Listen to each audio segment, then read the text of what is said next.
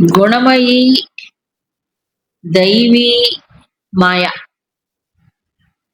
త్రిగుణాత్మికమైనటువంటి మాయ.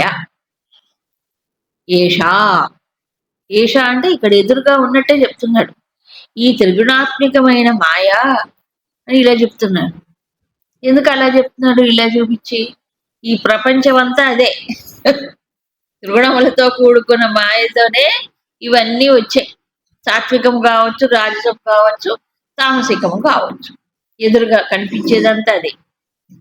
అందుకు దురత్యయ, మమ మాయ అన్నాడు కదా, నా మాయ కాబట్టి దాటడం చాలా కష్టం, చాలా కష్టం దాటడం.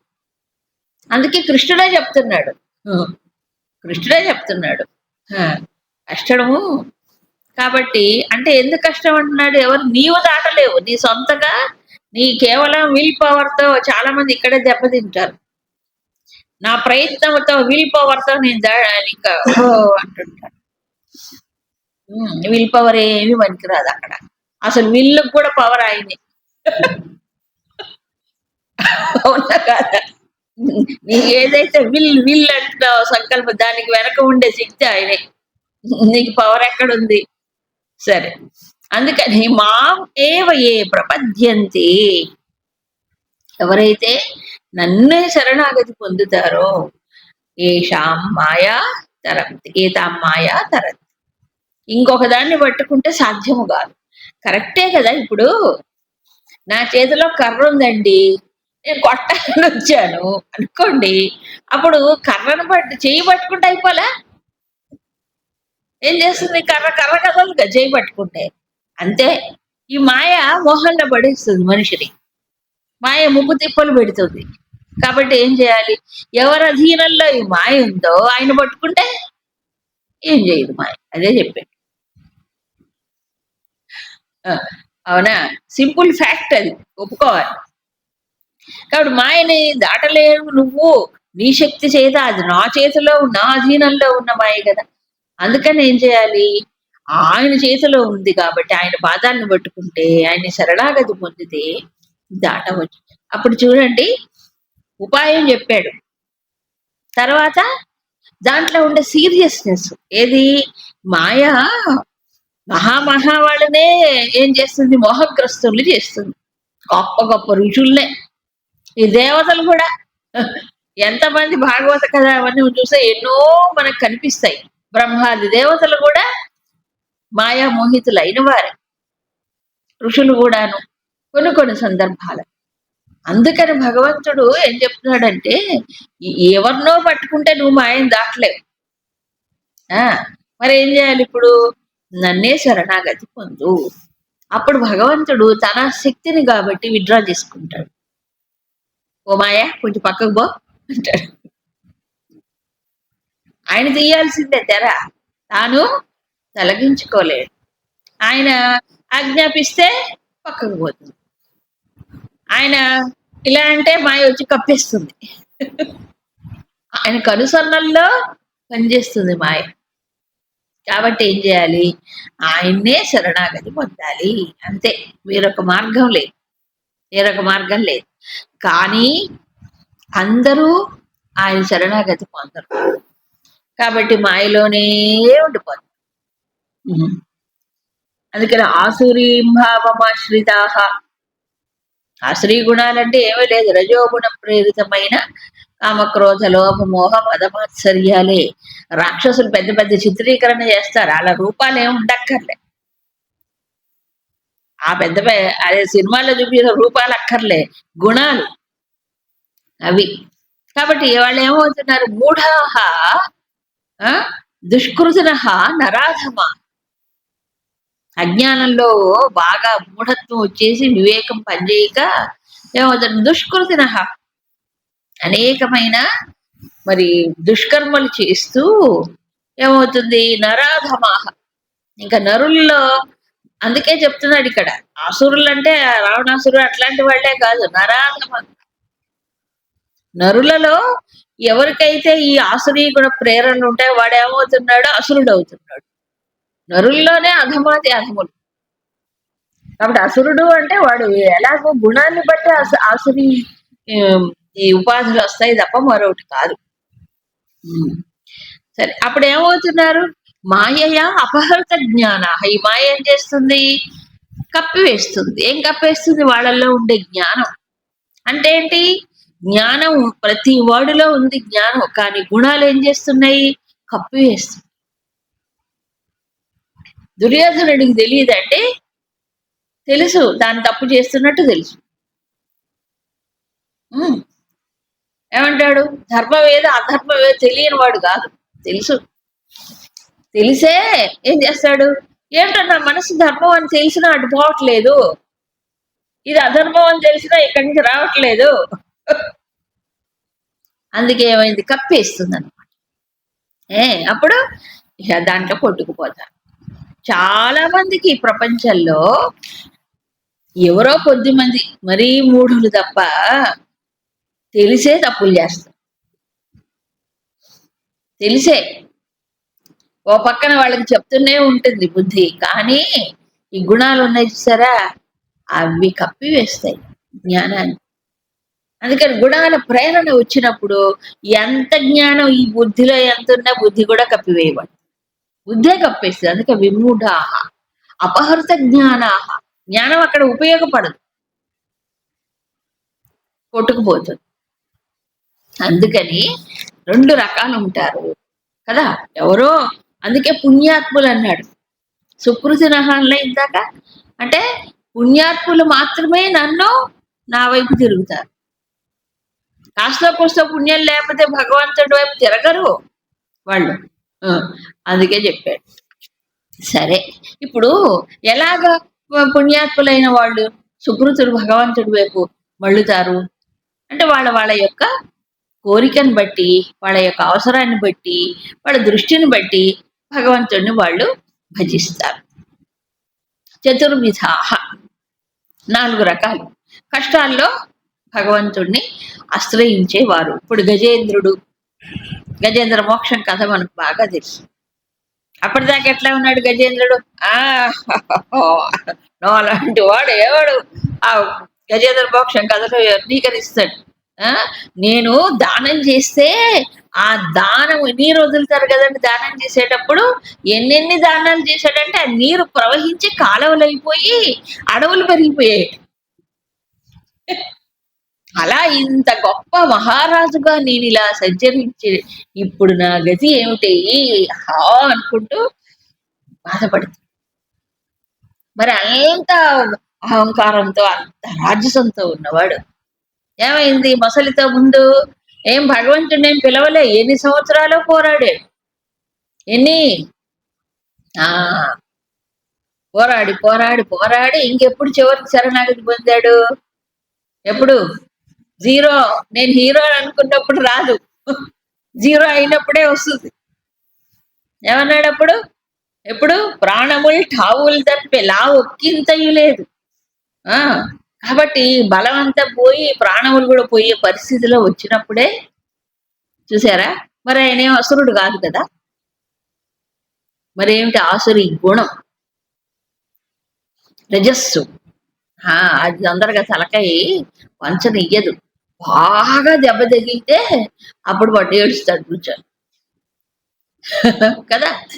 అయితే అప్పుడు కూడా అది గుర్తుపెట్టుకోవాలి. ఏమంటారంటే గజేంద్ర మోక్షంలో అప్పుడు కూడా అంత ఇదైనా అతను శరణాగతి పొందాడంటే అతను పూర్వజన్మలో చేసినటువంటి పుణ్యం సుకృతి ఏదైతే ఉందో దాని ఫలితంగా ఈశ్వరుడి వైపు దృష్టి మళ్ళిందంటాడు. ఈశ్వరుణ్ణి పిలిచాడు, లేకపోతే పిలవలేడు. కష్టాలు అందరికీ వస్తాయండి, భగవంతుని ఆశ్రయించేవాడు తక్కువే. అవునా? ఇప్పుడు ఉదాహరణకి చెప్తాను. ఇప్పుడు జబ్బులు వస్తాయి, నానా శారీరకమైన బాధలు వస్తాయి, లేదా ఆర్థికమైన బాధలు వస్తాయి, ఎన్నెన్నో ఉంటాయి మనిషికి ప్రపంచాలు. వచ్చినప్పుడు ఏం చేస్తారు? ఎంతసేపటికి వీళ్ళ ద్వారా అవుతుంది, ఈ చేస్తే అవుతుంది, అది చేస్తే అవుతుంది, ఇది చేస్తే అవుతుంది అనుకుంటారు. కానీ భగవంతుడి వైపు మనసు తిప్పరే, పట్టుకోరుగా. అవునా కాదా? అప్పుడు బాధలో అయినా భగవంతుడు పట్టుకోమంటాడు. అక్కడ కనీసం నీకు శారీరకమైన ఇదేంటేమంటారు బాధలు వచ్చినప్పుడు అప్పుడైనా పట్టుకో. డాక్టర్లు పట్టుకుంటారు, వేలకు వేలు, లక్షలు లక్షలు ఖర్చు పెడతారు కానీ భగవంతుడిని పట్టుకోరు, స్మరించరు. కనీసం మూలిగేటప్పుడైనా కృష్ణ రామ అనొచ్చు కదా. మూలిగేటప్పుడు అంటం కంటే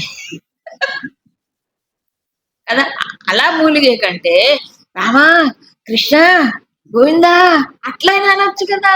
కనీసం నొప్పి వస్తే మంచిది, ఎన్నిసార్లు అంటే అన్నిసార్లు అనొచ్చు కదా. అప్పటికి స్మరణ చేసుకోవచ్చు. ఉదాహరణకు చెప్తాను. కాబట్టి అది కూడా పుణ్యం ఉంటేనే, పూర్వజన్మ సుకృతం ఉంటేనే భగవంతుడు. అందుకు సుకృతిన ద్రౌపది ఆర్తితో శరణు వేడినప్పుడు రాలేదా? ఎన్నిసార్లు రాలేదు? వచ్చి పిలిచినప్పుడల్లా వచ్చాడు. అలాగా ఆర్తి. తర్వాత అర్ధార్థులు ఉన్నారు. ప్రయోజనం ఒక చిన్న ఆశతో మొదలై భక్తి పెరిగి తర్వాత వాళ్ళు అసలు తెలుసుకుంటారు. ఆ ధ్రువుడు ధ్రువుడు ఎవరు? ఏం భక్తుడు? అర్ధార్థి భక్తుడు. పసితనంలో ఏమి తెలియనప్పుడు తపస్సు మొదలెట్టాడు. మా నాన్న ఒళ్ళో ఇవ్వలేదు మా సవతి తల్లి, నాకు కూడా సమానంగా ఇది కావాలని మొదలు పెట్టాడు. అంతే. మొదట్లో అప్పుడు ఏమీ తెలియదు. బాగా తపస్సు చేయగా చేయగా చేయగా ఏమైంది, ఎప్పుడుకో అప్పుడు కూడా భగవంతుడు వచ్చినప్పుడు ధ్రువుడు పసివాడు కదా. ఏమడిగాడు? ధ్రువపదం అడిగాడు. ధ్రువపదం అంటే ఈ మొత్తం సృష్టిలో ధ్రువమండలం ఒకటి ఉందట. దానికి మా పూర్వీకులైన చక్రవర్తులు అందరికంటే నేను గొప్పగా ఉండాలని అడిగాడు. గొప్ప కోరాడు. భగవంతుడు వెళ్ళిపోయిన తర్వాత నాలుగు కోరుకున్నట్టు, అయ్యో నేను ఇదేంటి భగవంతుడిని అడగకుండా భగవంతుడి నుంచి ఈ కోరిక కోరానే, తర్వాత బాధపడతాడు. అయిపోయినప్పుడు ఛాన్స్ పోతుంది, తర్వాత బాధపడతాడు. అలా ఏంటంటే అర్ధార్థి అంటే లోపల ఆ డిజైర్ ఉంది కాబట్టి ఆ టైంకి అదే వచ్చింది. అంతే, గుణాలను బట్టే ప్రేరణ వస్తుంది.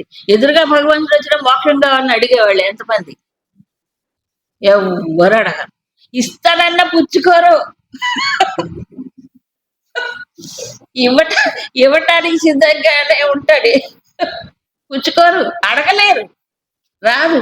ఇప్పుడు కౌసల్య, తర్వాత యశోదమ్మ, తర్వాత దేవకి, వీళ్ళందరూ గొప్ప తపస్సు చేశారు. దేనికోసం చేశారు? తీరా విష్ణువు కనిపిస్తే ఏమడిగారు? నాకు పుత్రుడుగా కావాలి అని అడిగారు. నీలాంటి పుత్రుడు కావాలని. మోక్షం అడగలేదు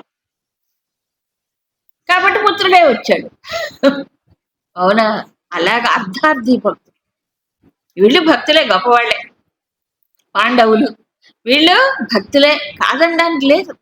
కాకపోతే మోక్షం అడగలే వాళ్ళు ఎవరు ప్రపంచంలో. ఇంకా అయితే ధర్మం, వీళ్ళు ఏంటి తపస్సు, ధర్మము ఇవన్నీ ఉన్నాయి.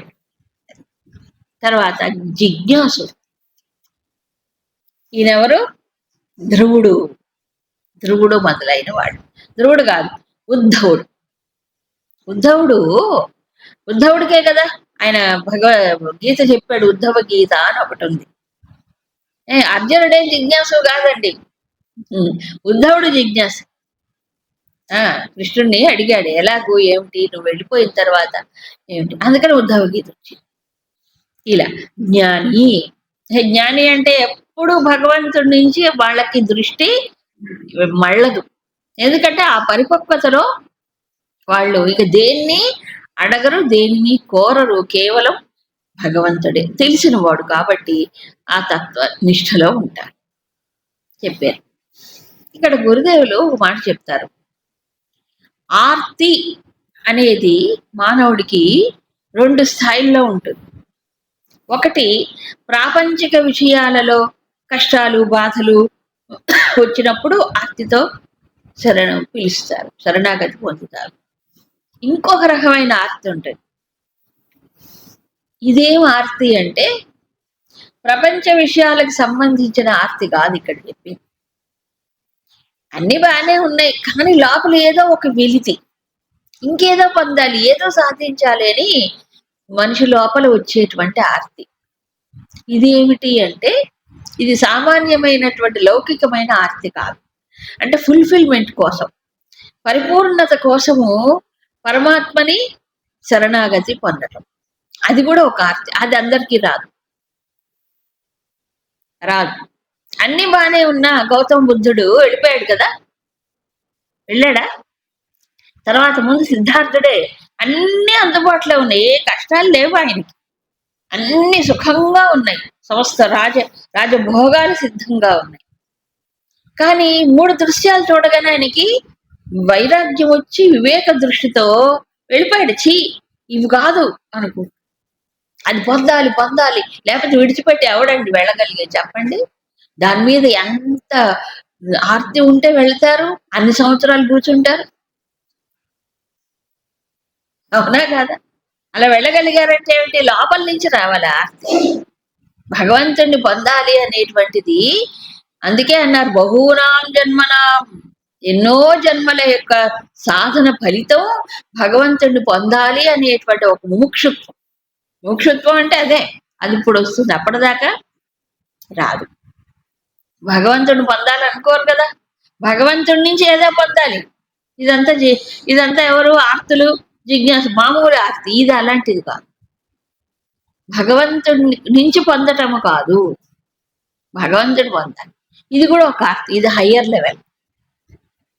ఇక మామూలుగా అర్ధార్థి భక్తులు, అర్ధార్థుల్లో కూడా మరి వీళ్ళు కూడా ఏం చేస్తారు? ఏది పొందాలన్నా సామాన్యుడైనా, తెలిసిన వాడైనా, తెలియని వాడైనా ఏది పొందాలన్నా ప్రపంచంలో పొందేటప్పుడు తెలిసిన వాడేమో ఈ భగవంతుడు అని తెలుసుకొని ముందుకెళ్తాడు. అజ్ఞాని కూడా ప్రపంచంలో ఏది సాధించాలన్నా పరమాత్మ యొక్క శక్తినే ఆశ్రయిస్తాడు. వాడికి తెలియదు. లోపలుండే పరమాత్మ, చైతన్య రూపమైన పరమాత్మను ఆశ్రయించకుండా ఏం చేస్తాడు చెప్పండి? ఏం ప్రయోజనం పొందుతాడు బయట? ఒకవేళ ప్రయత్నం చేస్తున్న ఆ ప్రయత్నం అంతా ఆయన యొక్క అనుగ్రహం వల్లే జరుగుతుంది. తెలుసో తెలియకో ఏం చేస్తున్నాడు?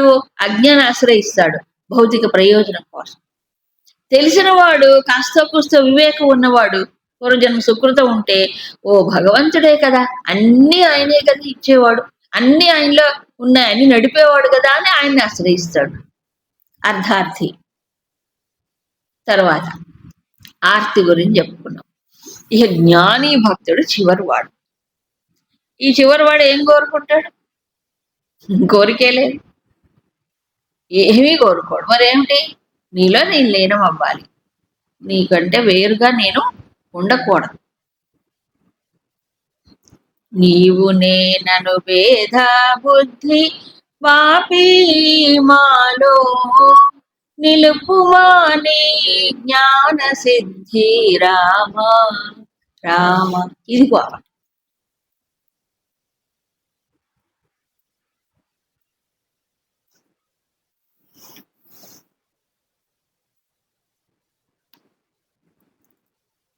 సో భగవంతుడి నుంచి ఏది పొందినా అది అల్పమే కదా. ఆ అల్పమైన చాక్లెట్లు, బిస్కెట్లు ఎంత తింటే మాత్రం తృప్తి వస్తుందా?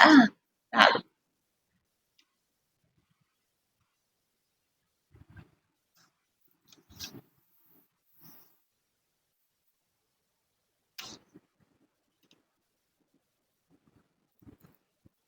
సో తెలిసిన వాడు పరిపూర్ణుడు భగవంతుడు, పరమానంద స్వరూపం భగవంతుడు అని తెలిసిన తర్వాత ఏది కోరడు.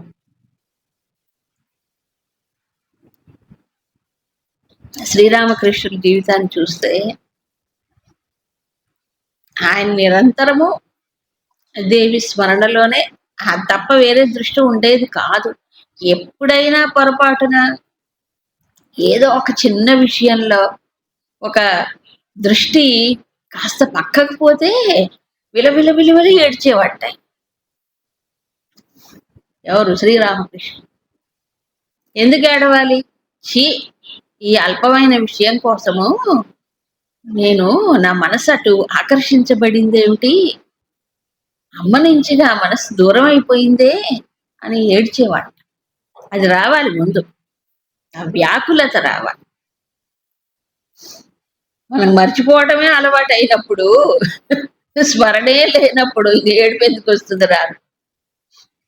మర్చిపోవడంలో ఆనందిస్తున్నాడు మనిషి, అవునా? నిరంతరం స్మరణలో ఎప్పుడో ఒకసారి మర్చిపోతే బాధపడాలి. మర్చిపోవటమే సుఖం అనుకున్నప్పుడు ఏం చేస్తాడు చెప్పండి కదా. తద్విస్మరణే పరమవ్యాకులత. నారద భక్తి సూత్రాల్లో చెప్తాడు. తద్విస్మరణే అంటే ఎప్పుడైనా పరమాత్మని మర్చిపోతే, భగవంతుడి నుంచి మనసు దూరం అయిపోతే పరమ వ్యాకులత, మామూలు వ్యాకులత కాదు, అంటే ఎక్కువగా బాధపడాలి. ఎవడు బాధపడతాడు? తెలిసిన వాడే. పరమాత్మకి నాకు ఏమిటి సంబంధం తెలిసిన వాడే బాధ, తెలియని వాడు బాధపడడు. ప్రపంచంలో మునిగిపోయిన వాడికి బాధ ఏముంటుంది? ఉండదు కదా, ఉండదు. కాబట్టి అవియోగంలో బాధపడాలి. సంయోగంలో హాయిగా ఉన్నటువంటి వాడు వియోగ దుఃఖాన్ని భరించలేడు కదా, అవునా కదా. అది అందుకు ఈ రకమైనటువంటి జ్ఞాని ఎప్పుడూ కూడా దాంట్లోనే ఉంటాడు, అంతే, ఇంకేమీ కోరడు. కావాల్సింది ఏమిటి? భగవంతుడిలో ఆయన సన్నిధి అని భాగవతంలో చిత్రీకరించిన సన్నిధి అంటే దగ్గరగా ఉంటాం కాదు, అక్కడ కేవలం భౌతికమైన శరీరంతో దగ్గర కాదు. అసలు అలాంటిది భగవంతుడు కూడా ఒప్పుకోడండి. ఒక గోపికలుగా ఆయన ఒక అనుమతి ఇచ్చాడు, పూర్వజన్మలో వరం ఇచ్చాడు కాబట్టి. కానీ భగవంతుడు కూడా నా దేహ సాంగత్యము కాదు, నన్ను మీరు ఎంత దూరంలో ఉన్నాయని నన్ను ధ్యానించండి అంటాడు విప్రపత్నులతో. భాగవతం చదవండి, విప్రపత్నులతో అదే అంటాడు. భాగవతంలో కథలు ఉన్నాయి. అందుకని భక్తుడి యొక్క దృష్టిని బట్టి భగవంతుడు అనుగ్రహిస్తాడు అక్కడ. సో తెలిసినటువంటి జ్ఞాని ఏమి కోరడు. ఏం కోరాలి? సర్వము తానే అయినప్పుడు భగవంతుడి నుంచి ఏం కోరాలి? ఒకవేళ ఏదన్నా అడగాలన్నా వివేకానందుల జీవితంలో ఇది మనకు స్పష్టంగా తెలుసు. ఆయన జన్మతః యోగి స్వామి వివేకానందుడు. ఆయన జీవితంలో ఒకానొక సందర్భాల్లో చాలా చాలా చాలా దారిద్ర్య బాధను అనుభవిస్తాడు. ఒక వయసులో తండ్రి వెళ్ళిపోతాడు ఆయనకి. ఈ ఆస్తి పాస్తులు అన్నీ కూడా మరి ఎవరో హరించారో ఏమో, కానీ చాలా దరిద్ర బాధను అనుభవిస్తాడు. చాలా కష్టపడాల్సి, జీవన భృతికి కష్టపడాల్సి వస్తుంది. అలాంటి పరిస్థితి, ఆహారం కూడా అలాంటి పరిస్థితిలో ఒక్కొక్కసారి ఆయన భగవంతుడి ఉనికిని కూడా ప్రశ్నించేవాట. ఆ ఇదిలో ఉన్నాడు అసలు దేవుడు ఉంటే ఇంత ఇది అనే ఒక ఇది వచ్చేసేదట అలాంటి. కానీ లోపల ఉంది అది. సో అలాంటి పరిస్థితుల్లో అన్వేషణ చేస్తున్నాడు ఆయన. అప్పుడు శ్రీరామకృష్ణుల్ని కలవటం తటస్థించింది ఆయన. సో ఇతనిలో ఉండే లోతు ఆయనకి తెలుసు కాబట్టి ఆయన దగ్గర తీశారు. అప్పుడు నరేన్ అని పిలిచేవారు ఆయన. నరేంద్ర కదా ఆయన పేరు. నరేన్, నీవు ఇంత కష్టపడుతున్నావు కదా, ఆ అమ్మని వెళ్ళి అడుగు, నువ్వు అడిగితే అమ్మ ఇస్తుంది నీకు. వెళ్ళి మాకు అదే మా జీవన భృతికి అదే సంసారం గడవాలి, ఏదైనా ప్రసాదించి తల్లి, కష్టం లేకుండా మాకు తిండికి బట్టకి లేకుండా అడుగు అని అన్నట్టు రామకృష్ణులే పంపించారు. ఇక చూడండి, పంపిస్తే ఆయన లోపల ఎన్ని జన్మల సాధన, అమ్మవారి దగ్గరికి వెళ్ళి నిలబడి ఏమడిగాడు ఆయన? అంత కష్టంలో కూడా భక్తి జ్ఞాన వైరాగ్యం అడిగట్టు ఆయన. అది కదా సంస్కారం, అది కదా సంస్కారం. ఏమడిగాడు? తిండికి లేదు ఓ పక్కన, నానా కష్టాలు పడుతున్నాడు, అమ్మా నాకు అన్నం పెట్టమని అడగలే. అవునా? ఇది జ్ఞానం. ఏం కావాలి? భక్తి జ్ఞాన వైరాగ్యం అంటే నిన్ను తెలుసుకునేటువంటి భక్తి జ్ఞానం, ఇవే కావాలి. ఎవరు అడుగుతారు?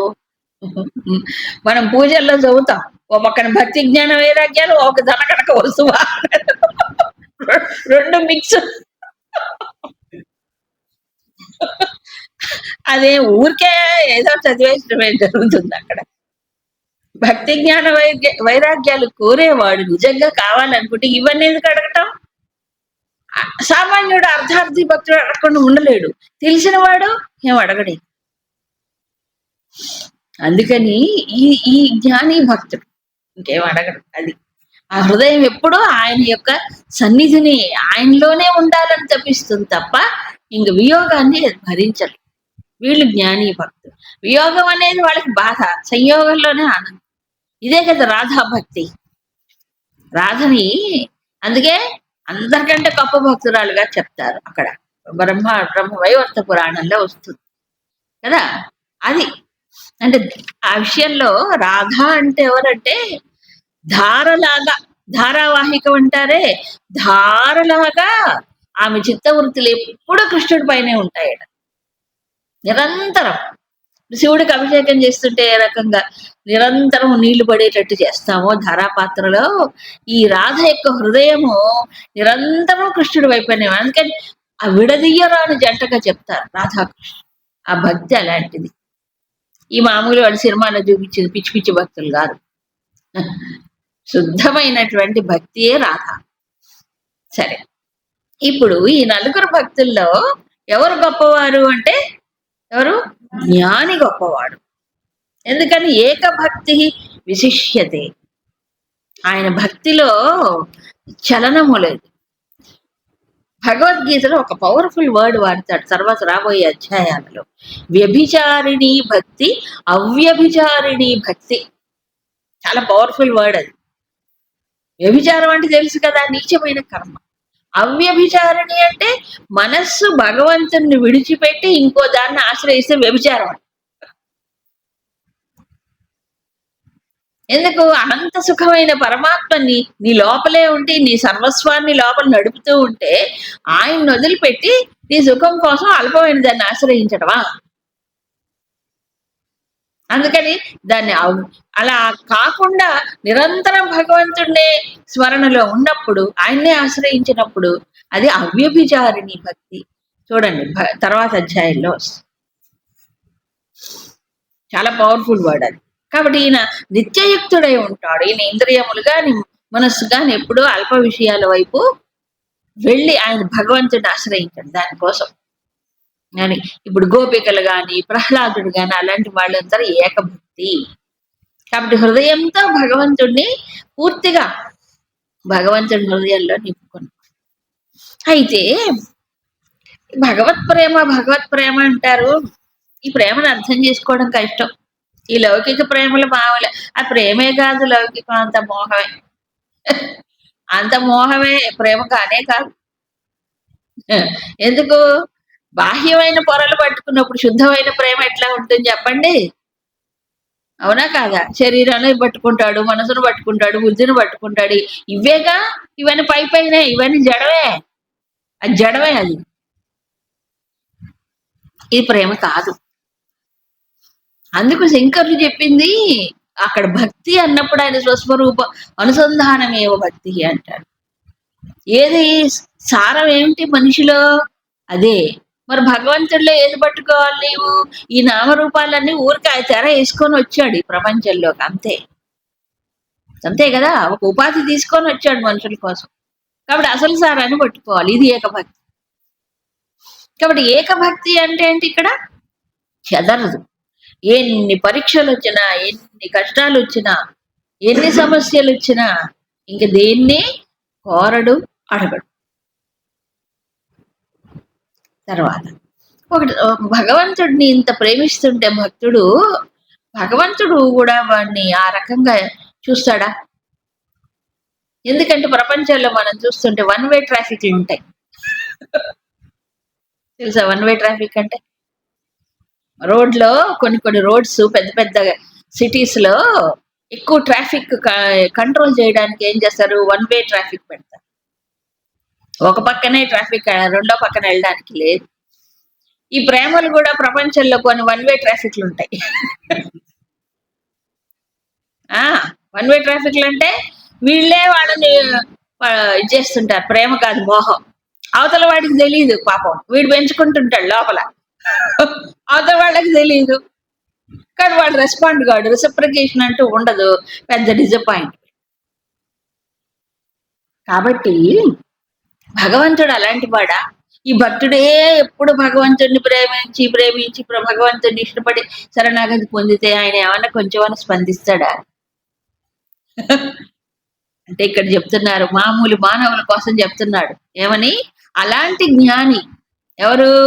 ఏకభక్తి ఉండేటువంటి వాడు. అలాంటి భక్తుడు ఎవరైతే ఉంటారో ఆ జ్ఞానికి నేనంటే చాలా ఇష్టం, అత్యర్థం, ఇంకా ఎంతో ప్రియం నేనంటే.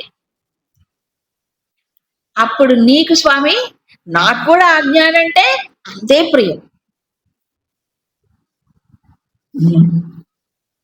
అందుకే పెద్దలు చెప్తారు, భగవంతుడికి భక్తుడికి ఎంత దూరం, అంబికా దర్బార్.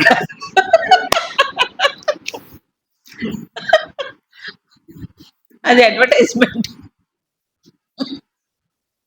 ఎంత దూరం భగవంతుడి భక్తుడి కంటే ఒక సింపుల్ థింగ్, నీవు భగవంతుడికి ఎంత దూరంలో ఉంటే భగవంతుడు నీకు అంత దూరంలో ఉంటాడు. అంతే కదా. ఇప్పుడు జ్ఞాని ఎలాగుంటాడు, భగవంతుడు అంటే అమితమైన, ఇంకా అంతకంటే మించింది ఇంకేది లేదు ఆయనకి ప్రియమైనది. ఎందుకు ప్రియము, తన లోపలే తానే అన్నింటిలో కణ కణములో నిండిపోయినప్పుడు ఇంకేది ప్రేమ చెప్పండి. అవునా. ప్రతి ఇంద్రియములో, ప్రతి కణములో, జీవ కణములో లేదా బుద్ధిలో, అన్నిట్లో తాను నిండి ఉంటే ఇంకేమిటి. ఇది అర్థం చేసుకున్నవాడు ఇంకేది భగవంతుడు తప్ప ఇంకేది ప్రేమించాడు. ఎక్కడో ఉన్నాడు ఆ స్వామి పొందాలనుకుంటే నాన్న కష్టాలు పడాలి. ఎంత దూరంలో ఉన్నాడు, దూరమే లేదు అసలు. జ్ఞానికి దూరం లేదు. అవునా. సో ఇప్పుడు అంత ప్రేమ జ్ఞానికి ఉంటే తనకు అత్యంతమైన ఆప్తుడు అనడానికి లేదు, లోపలే ఉన్నాడు. ఆప్తుడు అంటే బయట ఉండాలి, అది కూడా లేదు. అవునా. అప్పుడు భగవంతుడు కూడా ఏమంటాడు, వీడు నాకు చాలా ప్రియుడు, అత్యంతమైన ప్రియుడు. వీడు ఎవరు, జ్ఞాని భక్తుడు.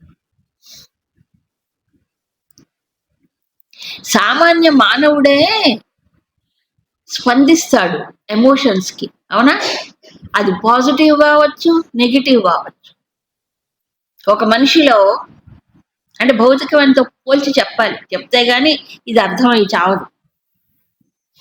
ఏదైనా సరే ఎమోషన్ ఏదైనా అది నెగిటివ్ కావచ్చు, పాజిటివ్ కావచ్చు.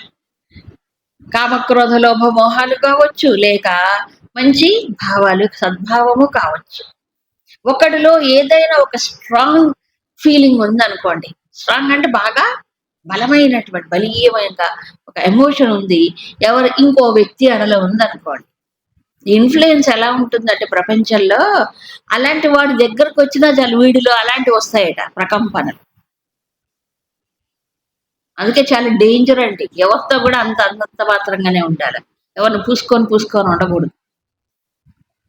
సాధనలో చాలా జాగ్రత్తగా ఉండాలి. అవతల వాడి ఆలోచనలు, వాడి ఎమోషన్స్ వీడి ఎడలో ఉన్నటువంటివి ప్రభావితం చేస్తాయి. అందుకే అనురాగాలు రాగాలు నథింగ్ డూయింగ్. ఇవన్నీ ప్రపంచంలో మనిషికి కావాలి, కానీ సాధకుడికి యాక్సెప్ట్ చేయకూడదు, మానసికంగా కూడా అంగీకరించద్దు. వాళ్ళు పూసుకుంటారు, మనం పూసుకోవద్దు. వాళ్ళకుంటే వాళ్ళ కర్మ. అవునా కాదా. కానీ అవతల వాళ్ళు అనురాగం చూపిస్తారు, మనం కూడా పెంచుకున్నాం అనుకోండి, ఏమైపోతుంది అక్కడ, అది బంధమై మోహమై బాధకు గురి చేస్తుంది. ఎప్పుడో ఒకప్పుడు బాధలో పడాల్సిందే బావిలో. కాబట్టి వీటికి లొంగిపోకూడదు. ఇవన్నీ పైవి క్షణికం. ఎంతసేపు చెప్పండి, మనసుకు అనుకూలంగా ఉన్నంతసేపే. మనసుకు ఇది వ్యతిరేకం అయితే అదే ఒక పచ్చి నిజాన్ని చెప్పండి, వెంటనే ముడుచుకుంటారు, యాక్సెప్ట్ చేయలేరు, అంగీకరించలేరు. మరి ఏమైంది, ప్రేమ పుట్టిదే, ఇది మోహం మమకారం. కాబట్టి ఇవన్నీ ప్రాపంచికమైనవి అని అర్థం చేసుకున్నవాడు వాటికి లొంగడు, కానీ ఆ ప్రభావం అయితే ఉంటుంది. అందుకు జాగ్రత్తగా ఉండాలి. అందుకని వచ్చే భక్తులందరూ ఓ రకంగా ఉండరు. వాళ్ళ ఆలోచనలు, వాళ్ళవి పవర్ఫుల్ థాట్స్ వాళ్ళకు ఉంటాయి. సామాన్యులు ఏం చేస్తారు, ఇది అలర్ట్ గా లేని వాళ్ళు వాటికి లోబడిపోతారు. ఇప్పుడు అదే కదా ప్రేమలో పడటం అంటే అదే. అందుకే పడతారు, పైకి పడటమే, గుంటలో పడటమే. అందుకే తెలుగులో ప్రేమలో పడ్డాడు అంటాడు, ఈ ఫెల్ ఇన్ లవ్ అంటాడు, అంటే కింద పడ్డాడు వాడు.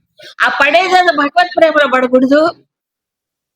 ఆ పడేదాదా భగవత్ ప్రేమలో పడ్డాడు అనుకోండి, ఎంతకంటే ఇంకేం కావాలి చెప్పండి, ఇంకేమక్కర్లే. అవునా. అది ఇక్కడ చెప్పాడు. కాబట్టి జ్ఞాని భగవంతుడి యొక్క తత్వాన్ని ఎరిగి ప్రేమిస్తాడు. ఇంకా అంతకంటే ఆశ్రయించవలసింది, పొందవలసింది మరొకటి లేదు. కాబట్టి ఇంకో దాన్ని పెట్టుకోడు. ఇప్పుడు శ్రీరామకృష్ణులే చాలు మనకి. అవునా కాదా? అలాంటి మహానుభావుల్ని, భక్తుల్ని ఎప్పుడు మర్చిపోకూడదు. వాళ్ళ చిత్తాన్ని ఎప్పుడు స్మరించుకోవాలి. అది. కాబట్టి ఏంటంటే, ఆ రకంగా మనుషుల మధ్యలో అలాంటి పవర్‌ఫుల్ థాట్స్ ఉంటాయి. నెగెటివ్ అయినా, పాజిటివ్ అయినా. అంటే పైకి ఎంత నటరత్నాలు, నట సార్వభౌముడైనా, పైకి ఎంత నటించినా లోపల ఫీలింగు దాని యొక్క ప్రభావం ఉంటుందంట. అది సామాన్యుల విషయంలోనే సంభవమైనప్పుడు, ఈ భక్తుడు, జ్ఞాని భక్తుడు భగవంతుడిని అత్యర్థం, తనకి అత్యంతమైనటువంటి సన్నిహితుడుగా, తనలోనే ఉన్నటువంటి వాడిగా నిత్య నిరంతరం భావించినప్పుడు, ఎప్పుడూ ఇంకా వేరొక దాన్ని ఆశ్రయించకుండా, ఆసక్తి లేకుండా ఉన్నప్పుడు, మరి భగవంతుడు స్పందించడా? స్పందించకపోవటం ఏంటి? ఈయన ఎలాగో ఆయనకి శరణాగతి పడ్డాడు, ఈయన ఆయన వశుడైపోతాడట. అందుకే మనకి శాస్త్రాల్లో భక్త వశంకరుడు అంటాడు. అలా భక్త వశంకరుడు అంటే ఏంటి? భగవంతుడు ఏమవుతున్నాడు? భక్తికి వశమైపోతాడు. భక్త పరాధీనుడు అంటారు ఇంకా. ఈ భక్తుడు భగవంతుడికి అధీనం అయినప్పుడు ఆయన ఏమవుతాడు? ఈ భక్తుడికి అవుతాడు. సో భగవంతుడు స్వతంత్రుడైన భక్తుడికి ఏమవుతున్నాడు? ఆ భక్తికి, ఆ ప్రేమకి వశుడవుతాడు. భక్తిలతల చేత నిన్నో కట్టి వైచెద కదలనివ్వక. అది కాన్ఫిడెన్స్ కదా. భక్తి లతల చేత నిన్ను కట్టేస్తాను, ఎక్కడికి పోతావు స్వామి నువ్వు.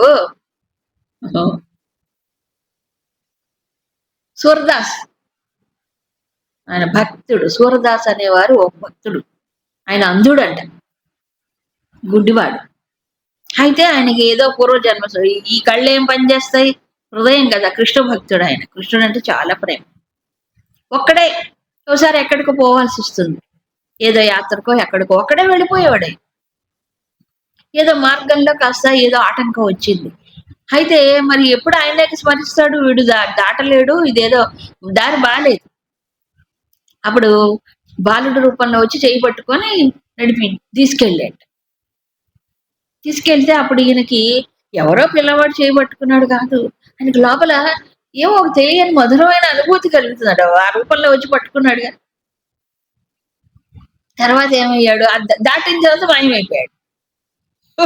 మాయమైపోతే అప్పుడు సూరదాసు అన్నట్ట, ఏమని? నా చెయ్యి అయితే వదిలించుకొని పోయావు స్వామి, నా హృదయంలోంచి పో, చూస్తా, పారిపో. అది అంటే ఏంటి? ఎప్పుడు దూరం కాడు. సో అలాంటి భక్తుడికి భగవంతుడు ఏమవుతున్నాడు? అంత ప్రేమని చూపిస్తాడు. ఎందుకంటే అసలు రెండు వేరు వేరు కాదు. బింబం ప్రతిబింబం ఎంత దూరంలో ఉంటుంది? దూరం ఉందా? ఇది ఎక్కడ కనిపిస్తుందంటే భాగవతంలో రాసక్రీడ సమయంలో కనిపిస్తుంది. ఈ రాసక్రీడ జరిగినప్పుడు ప్రతి గోపికకి ఒక కృష్ణుడు అయ్యాడు కదా. అన్ని రూపాలు ధరించి వాళ్ళు ఆనందింపు చేశాడు.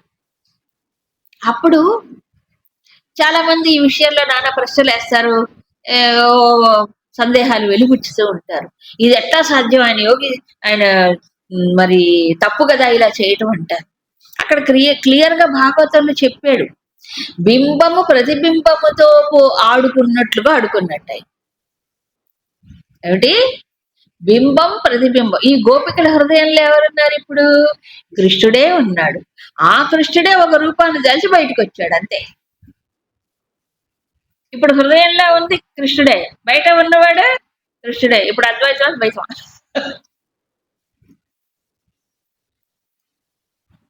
ఇది ఒక లీల.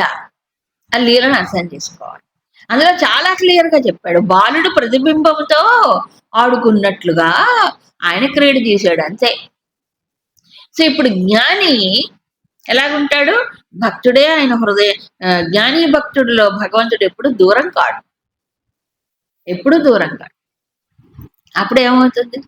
భగవంతుడు కూడా అంత ఇదిలో ఆయన్ని ప్రేమిస్తాడు. ఇది నిజమేనా? ఆ!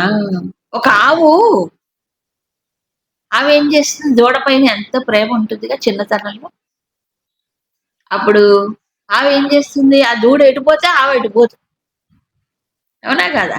భక్త వత్సలుడు అంటారు అందుకే. భక్త వాత్సల్యం అంటారు చూడండి. వత్స అంటే ఏంటి?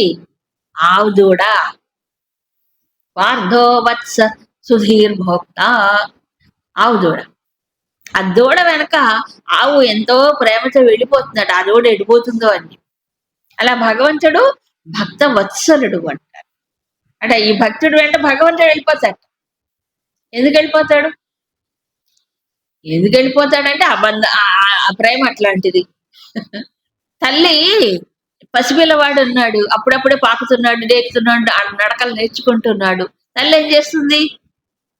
కట్టేయి తాడు పెట్టి. ఇప్పుడైతే కట్టేస్తున్నారులే గాని.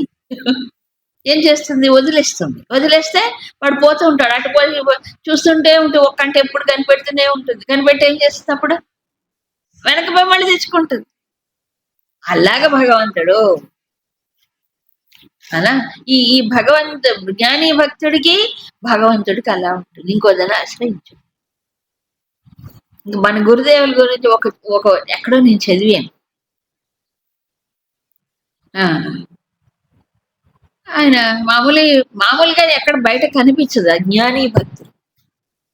జ్ఞాని భక్తుడు. జ్ఞానం బయట జ్ఞానం లోపల భక్తి. అది పరిపూర్ణం. ఒక ఎక్కడో ఒక ప్లేస్ లో ఒక గీతా జ్ఞాన యజ్ఞానికి వెళ్ళారు. సరే మామూలుగా ఒక గది ఇస్తారు కదా ఆయనకి. ఎవరైనా వచ్చి మాట్లాడాలనుకుంటే బయట ఎక్కడో ఒక కూర్చుంటారు. లోపలికి వెళ్ళి మాట్లాడి మళ్ళీ వస్తారు. ఒక అబ్బాయి వచ్చాడు. ఒక యువకుడు ఎవరో మాట్లాడడానికి, కలవటానికి, అడగటానికి. సరే ఆయన ఏదో రాసుకుంటున్నారు స్వామి. అంతా అయిన తర్వాత మీకోసం వచ్చాడు అబ్బాయి. ఎవరు వాడి పేరు కృష్ణ అట. వచ్చిన పిల్లవాడు.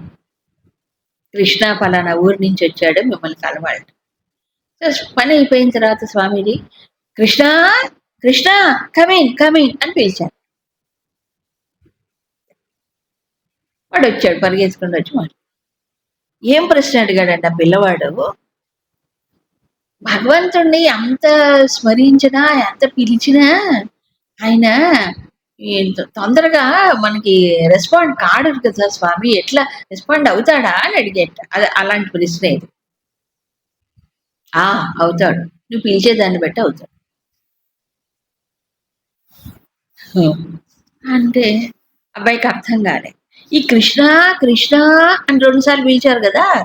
ఆ 2 సార్లు పిలిచినప్పుడు ఆయన శరీరం పైన హార్పిలేషన్స్ వచ్చాయట. ఏంటంటారు? ఆ! పులకాంకితులవుతారు చూడండి. ఆ రకంగా.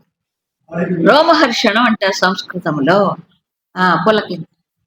ఈ వెంట్రుకలు ఇలా ఆనందంతో కూడా లేచి నిలబడతాయి. భయంలో కూడా నిక్కబొడుచుకుంటాయి. ఆనందం కలిగిన గూస్ బంప్స్ అంటారు ఇప్పుడు ఈ రోజుల్లో. అవునా? ఆయన పిలిచింది ఎవరిని? ఆ పిల్లవాడే. వాడి పేరు కృష్ణ. కానీ ఈయన మనసులో ఎవరున్నారో? కృష్ణుడే ఉన్నాడు. ఆనంద స్వరూపుడైన కృష్ణుడే. కనిపిస్తుందండి శరీరాన్ని చూపించి. ఇలా పిలువు. ఇలా పిలిస్తే అప్పుడు ఆయన నీకు స్పందిస్తాడు కదా. కాబట్టి దూరం అనేది లేదు. జ్ఞాని భక్తుడికి ఎప్పుడు దూరం అనేది లేదు. ఇవన్నీ ప్రాక్టికల్ ఎగ్జాంపుల్స్. అందుకు జ్ఞాని అనేటువంటి వాడు అందరికంటే గొప్పవాడు అని చెప్పడానికి ఈ 18 శ్లోకంలో చెప్పాడు. ఉదారా సర్వైవైతే జ్ఞానే త్వాత్మైవ మే మతం ఆస్థిత సహి యుక్తాత్మా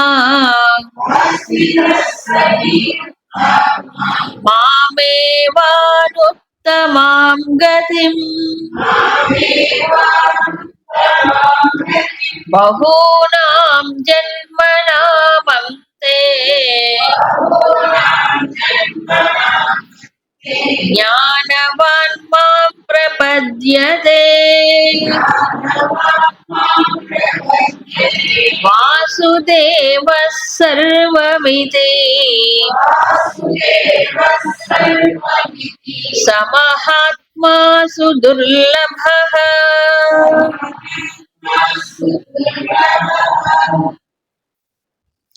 సర్వ ఏవ ఉదారాహ. ఏతే ఈ నలుగురు ఉన్నారు కదా, ఎవరు? ఆర్తుడు, జిజ్ఞాసు, వర్ధార్థి. ఈ నలుగురు కూడా ఉదారులే. ఉదారులే అంటే ఏంటి? ఆర్తిలో అయినా, ప్రయోజనం కోసమైనా, జిజ్ఞాసతో అయినా సరే వాళ్ళు ఏం చేస్తున్నారు? భగవంతుడే ఆశ్రయిస్తున్నారు, వేరొక దాన్ని ఆశ్రయించట్లేదు. కాబట్టి వాళ్ళు సుకృతులే, ఉదారులే.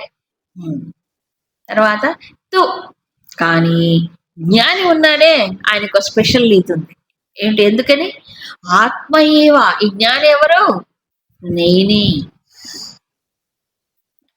దూరం లేదు ఎప్పుడు. మరి ఎవరు? ఆత్మయేవ అంటే జ్ఞాని ఎవరు? నేనే జ్ఞాని. జ్ఞాని నేను సమానమే అని. అంటే జ్ఞాని కంటే నేను వేరు కాదు. ఎందుకు? జ్ఞానిలో ఎవరున్నారు? ఆయనే ఎప్పుడు ఉంటాడు, దూరం లేదుగా. కాబట్టి ఆత్మయేవ మే మతం. ఇది నా యొక్క అభిప్రాయం. చూసారా? కాబట్టి పరమాత్మతో నిత్యానుసంధానం అనపాయనిగా ఎప్పుడు హృదయం ఉంటుందో అలాంటి జ్ఞాని భగవంతుడు వేరు కాదు. అందుకే మన దేశంలో సంప్రదాయం వచ్చింది, జ్ఞానులైనటువంటి వాళ్ళని భగవంతుడితో సమానంగా ఏం చేస్తాం? పూజిస్తాం. చేయట్లా? ఆరాధిస్తాం. ఎవరిని? జ్ఞానులైన వాళ్ళు. అందరినీ కాదు. ఇప్పుడు ఇప్పుడు ఇప్పుడు అన్నీ వచ్చేసాయి. సన్యాసం తీసుకోగానే పాద పూజలు మొదలైపోతాయి. సన్యాసం రాగానే పాద పూజలు చేయించుకుంటే ఏమిటండి, ఎక్కడ పోతారు చెప్పండి వాళ్ళు? ఇది ఒకటి, పూజించుకోవడానికి, దక్షిణలు తీసుకోవడానికి డ్రెస్సా? పెద్ద వ్యాపారం అయి బిజినెస్ అయిపోయింది డ్రెస్. చాలా ఘోరం. అందుకు జ్ఞానులైనటువంటి వారు, జ్ఞానులు అంటే ఎవరు? ఇప్పుడు ఇందాక చెప్పానే, ఆ స్థితిలో ఉన్నవారు. వాళ్ళు పూజనీయులు. ఎందుకని? భగవంతుడే నిండుగా వాళ్ళల్లో ఉన్నాడు. భగవత్ స్వరూపులే జ్ఞానులు. అందుకే నేను చెప్పడం శాస్త్రం, కృష్ణుడే చెప్పాడు, జ్ఞానీతు ఆత్మయేవ మీ మతం. అందుకు అలాంటి బ్రహ్మనిష్ఠులైనటువంటి జ్ఞానులని మనము పూజిస్తాం. ఇప్పుడు శంకర జయంతి, శంకరాచార్యులు మనం ఎందుకు పూజిస్తున్నాం? కేవలం టీచర్ కాదు, ఆయన టీచరు, జగద్గురు. జగత్తుకు అంతటికీ కదా అద్వైత అమృతాన్ని పంచారు. జగత్తంతా కొట్టుమిట్టాడుతుంది అప్పటికి భారతదేశం చీకట్లో. విదేశీయ సంస్కృతి, విదేశీ ఇవన్నీ వచ్చేసి అప్పట్లోనే, విదేశీ రాకపోయినా ఈ కర్మకాండలు ప్రబలిపోయి ఆ సమయంలో, విదేశీ తర్వాత వచ్చారు, కర్మకాండ ప్రబలిపోయి జ్ఞానం అంతా పోయి ఇదైపోయిన సమయంలో ఒక వెలుగులాగా వచ్చారు శంకర్లు. శంకర్ చెయ్యనిదేమిటి ఈ భారతదేశానికి చెప్పండి? చెయ్యనిదేమిటి? ఎన్ని చేశారు అసలు? శంకరుడు అంటే శంకరుడే అంటారు. శంకరుడు అంటే శివుడే కాదు, శివశక్తి అంటారు, ఇంకా స్వరూపమే అంటారు. అందుకని అలాంటి జ్ఞానులు, జ్ఞాననిష్ఠులు అయినటువంటి మహాత్ముల్ని మనము ఎలా చేస్తాం? భగవంతుడితో సమానంగా, భగవంతుడే అని పూజ చేయాలి. అక్కడ తేడా చూపించకూడదు. ఎందుకంటే కృష్ణుడే చెప్పాడు, సహి యుక్తాత్మ ఆస్థిత. ఎందుకని? ఎప్పుడు యుక్తుడై ఉంటాడు, నాలోనే అతను నిలిచి ఉంటాడు. మామేవ అనుత్తమాం గతిం ఆస్థిత. చూసారా? నాలోనే అంటే ఏంటి? అనుత్తమం అంటే ఏంటి? అన్నిటికంటే ఉత్తమోత్తమైనటువంటి స్థితి ఏదైతే ఉందో అది నేనే, నాలోనే ఉంటాడు స్థిరంగా. ఏది ఈ మానవ జన్మకి సార్థకత చేకూరుస్తుందో, ఏది పొందితే పరిపూర్ణత చెందుతాడో ఆ పరిపూర్ణుడు నేనే. కాబట్టి నాలో ఉంటాడు ఆయన. అందుకని నేను జ్ఞాని ఒకటే. కాకపోతే భగవంతుడు అవ్యక్తుడు, పరమాత్మ. ఈ జ్ఞాని ఒక రూపంలో కొన్నాళ్ళు ప్రపంచంలో వెలిగి వెళ్ళిపోతూ ఉంటారు. సో అలాంటి జ్ఞానులు ఈ ప్రపంచంలో కొన్నాళ్ళు ఉన్నా సరే వారి ప్రభావం ఎంతో కాలం ఉంటుంది. ఇప్పుడు శంకరులు ఉన్నారు, ఎప్పుడో అంటారు, ఏ శత ఏడో శతాబ్దం ఏమో అంటారు. ఇన్నాళ్ళైనా ఇన్నాళ్ళైనా ఏమన్నా తగ్గిందా? తగ్గదు. అది వాళ్ళ యొక్క శక్తి. కాలక్రమంలో పోవటం అంటూ లేదు, కాలములో నిలబడతారు. అలాంటి జ్ఞానులు ఎవరైతే ఉన్నారో, సో వాళ్ళు ఆత్మ ఏవ మీ మతం, ఇది మన ఇది. అలా అని చెప్పి జ్ఞానులు జ్ఞానులు అని చెప్పి ఏదో పైపైన జ్ఞానము చేత ఈ సిద్ధి, ఈ నిష్ట రాదు. ఒకవేళ అలా డాంబికాలు ఏమైనా చూపించినా కాలక్రమంలో వెళ్ళిపోతుంటారు వాళ్ళు. అంటే కాలంలో నిలవలేరు. ఎవరో కొంతమంది తెలియని వాడు పాపం ఏదో చేస్తూ ఉంటారు, పట్టుకుంటారు, కానీ నిలవలేరు. ఎందుకంటే అలాంటి జ్ఞానుల్ని కనుక పూజిస్తే, పూజ అంటే ఏంటి మళ్ళీ? పూజ అంటే ఎంతసేపటి మనకు గుర్తు వచ్చేది అదే, పూలు వేయటం, ఆరతలు, కొబ్బరికాయలు పాట. కర్మ చెయ్యొచ్చు, నేను తప్పంటలేదు, భావనే లేదు. ఆయన ఎందుకు జ్ఞానం అయ్యాడు, దేనివల్ల ఆయన జ్ఞానం అయ్యాడు కదా, అది నా లక్ష్యం అవ్వాలి, అది నేను పొందాలనే కనీసం భావన ఉండొద్దా? జ్ఞానం కొబ్బరికాయలు కొడితే జ్ఞానం వస్తుందా? కదా. అందుకు జ్ఞానాన్ని పూజించిన ఒక కర్మకాండ అయిపోతుంది అక్కడ. కర్మకాండ కాదు, జ్ఞానాన్ని పూజించడం ఏంటి? దేంతో? నువ్వు జ్ఞానాన్ని అభ్యాసం చేయి, ఆ జ్ఞానాన్ని నిలుపుకో, అప్పుడు ఆయన పూజించినట్లు అవుతుంది. అసలైన పూజ ఇది.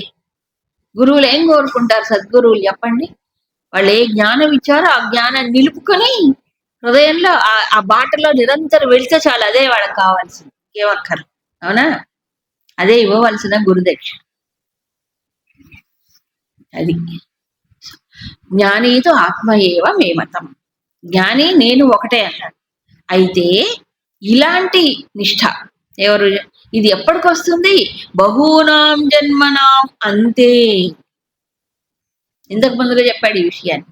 బహూనాం జన్మ అంటే అనేక జన్మల సాధనలో చివరిలో జ్ఞానవాన్ మాం ప్రపద్యతే. ఈ జ్ఞానవంతుడు నన్ను ఏమవుతున్నాడు? శరణాగతి పొందుతాడు.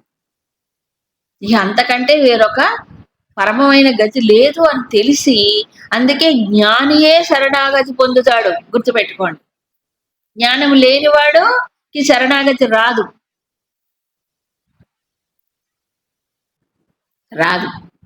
సంపూర్ణ శరణాగతి రాదు. జ్ఞానం అంటే ఏంటి? భగవంతుడు ఎవరో స్పష్టంగా తెలుసు, తానెవరో తెలుసు కదా. అప్పుడు ఎవరిని శరణాగతి పొందాలి? భగవంతుడిని కాక. కాబట్టి జ్ఞాని అయినటువంటి వాడే జ్ఞానం వచ్చిన తర్వాత ఏమవుతున్నాడు? ఈ ప్రపంచం యొక్క అనిత్యత్వాన్ని, తర్వాత దీంట్లో ఉండే నిస్సారత్వాన్ని గుర్తించినటువంటి వాడు అప్పుడు ఆయన శరణాగతి పొందుతాడు. పొందిన తర్వాత మళ్ళీ సాధన ఇంకా పడుతుంది. సాధనకి అసలు శరణాగతి పొందటానికే కొన్ని జన్మలు కావాలి. ఇప్పుడు బహునాం జన్మనాం అంటే భయం వేస్తుంది అందరికి. అమ్మో, ఎన్ని జన్మలండి? లక్షల కోట్ల. ఇక్కడ ఒకటి గుర్తుపెట్టుకోవాలి, బహూనాం జన్మనాం అంటే జ్ఞానవాన్ మా జ్ఞానం వచ్చిన తర్వాత కూడా సాధన చేయాలి. ఏది ఇది అని తెలిసిన తర్వాత సంపూర్ణంగా ఆయనలో లీనమవడానికి మళ్ళీ సాధన చేయాలి.